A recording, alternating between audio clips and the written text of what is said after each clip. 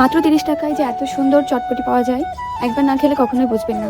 তো চলুন, আজকে আমি যাব জয়পুরহাটের পুরানো পুল এলাকায়। অনেক আগে একবার গিয়েছিলাম চটপটি খাওয়ার জন্যই এলাকায়। তো মাঝে মাঝে যদি কখনো পুরানো পুলে যাওয়া হয় তখন খাওয়া হয় আর কি। তো আজকে ভাবলাম আপনাদের সাথে শেয়ার করি বিষয়টা, আপনারাও খেয়ে আসেন। কত সুন্দর টেস্ট, এত অল্প টাকায় যে এত ভালো খাবার পাওয়া যায় তা না খেলে কখনোই বুঝবেন না।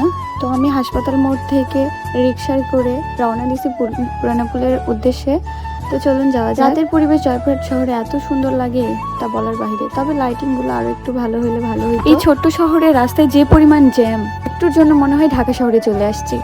কোথাও জ্যাম না থাকলেও বাটার মোড় আর পাঁচর মোড়ে তো জ্যাম লেগেই থাকে, তার মধ্যে প্রচুর গরম, কি একটা অবস্থা। সবসময় জ্যাম না থাকলেও সন্ধ্যার টাইমটা আর বিকেল টাইমটা জ্যাম থাকবে। এই সময় বেশিরভাগ মানুষই যারা শহরে আসে বাসায় চলে যায়, যার জন্য জ্যামটা বেশি হয়। শহরের মানুষরা বেশিরভাগ সময় সন্ধ্যার দিকে কেনাকাটা করে, যার জন্য সন্ধ্যার দিকে ভিড়টা বেশি দেখা যায়। এখন যে আমগুলো বিক্রি করতেছে, একটা নিছিলাম, বাপরে খাইতে পারি না, কি পরিমাণ ফরমালিন দেওয়া আছে বলার বাইরে, এত গন্ধ, সেই জন্য দেখে শুনে কিনে খেতে হবে। তো গল্প করতে করতে আমি চলে আসলাম জয়পুরহাট কেন্দ্রীয় মসজিদ বা পাঁচর মোড়ে, যে যেটাই বলেন। তো এখান থেকে ভ্যানেও যাওয়া যায়, অটোতেও যাওয়া যায়, রিক্সাতেও যাওয়া যায়।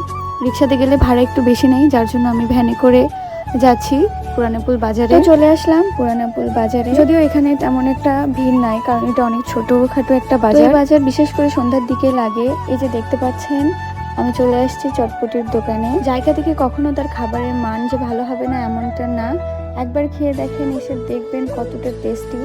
আসলে আমি প্রমোট করতেছি বা কোনো কিছু করতেছি বিষয়টা এমন না, আমার পার্সোনালি অনেক ভালো লাগে এই চটপটিটা, যার জন্য আপনাদের সাথে শেয়ার করা।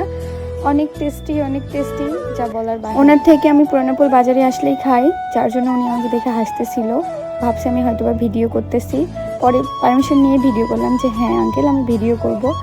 তো উনি আমাকে বললো যে হ্যাঁ ভিডিও করতে পারে। তারপরে উনি চটপটিটা কিভাবে বানায় সেই ভিডিওটা আমি করলাম। যদিও এটার দাম 30 টাকা, কিন্তু আমরা যদি তাকে 150 টাকাও দিই তাও আমাদের কম হয়ে যাবে।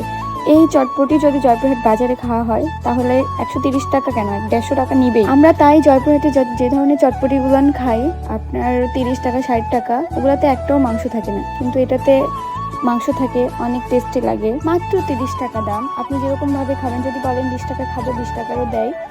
ওনার 2 শিফটে চটপটি বিক্রি হয়, বিশেষ করে চটপটির জন্য এই দোকানটা অনেক। সন্ধ্যার দিকে আসে, রাত 8:30 বাজতেই ওনার চটপটি শেষ হয়ে যায়, এত কাস্টমার ওনার।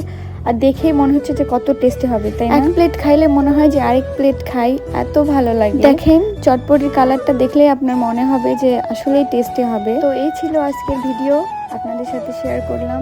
যদি ভালো লাগে কখনো এসে একবার খেয়ে যায়েন, বলবেন যে আপুর ভিডিও দেখে এক জায়গায় খাইতে আসছি, অনেক ভালো লাগছে। আমার এতটাই টেস্টি লাগে যে আমি খাওয়ার পরেও পার্সেল করে নিয়েছি, যে বাসায় গিয়েও একবার খাবো। তো এই ছিল আজকের ভিডিও, সবাই ভালো থাকবেন, আল্লাহ হাফেজ।